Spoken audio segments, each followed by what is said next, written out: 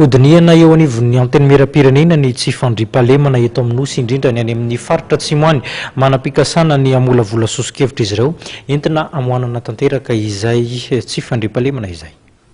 Mirongatra ny tsy fandriam-pahalemana ary saika mikaikaiky amin'izany ny faritra maro eto amin'ny nosy. Raha ho an'ny distrika Amboasary Atsimo manokana dia olona 220 ny maty ary 494 ny tsopinenana vokatry ny tsy fandriam-pahalemana tany Ambatosivala, Andrandamba raha araka ny tarehimarika ofisialy nivoaka ny 13 Mey lasa teo.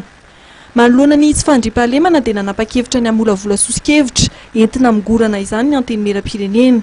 Notapahan'ny solombavambahoaka tao anaty fivoriana azo be sy ny marina Trianandroany ny momba ny fomba hanatanterahana izany. Zay dia magnamafy ilay fandinihana ny sécurité ho an'ny Madagasikara iray manontolo raha ny Tamatavy mbola zay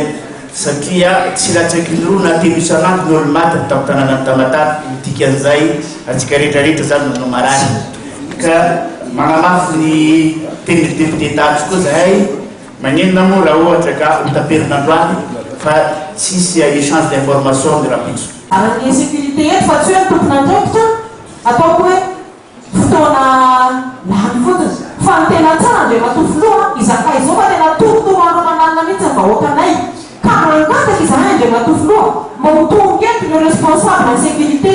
direct mba ahafahantsika sady mientsika no mandray zareo hoe inona ny farapahan-kevitra raisy ny fitondram-pasakana manoloana n'ilay insécurité fa mandro manalina mihitsy vahoaka amin'izao fotoana izao tafiana tsy tafiana roa ka raha isika samitsika aloha ny fampizarety atao hoe na fotoana isika fa aleo dia zareo misy ny antsona dia tompontsika dia mampita hoe zao zavatra misy raiso ndraiky raha sahala amin'ny eritreritro izay ndray matofoloha. Nolanina tao anatin'ny fivorian'ny solombavambahoaka Androany ny fandaram-potoana eo anivon'ity androm-panjakana ity momba ny fandaram-potoana ny antenimieram-pirenena.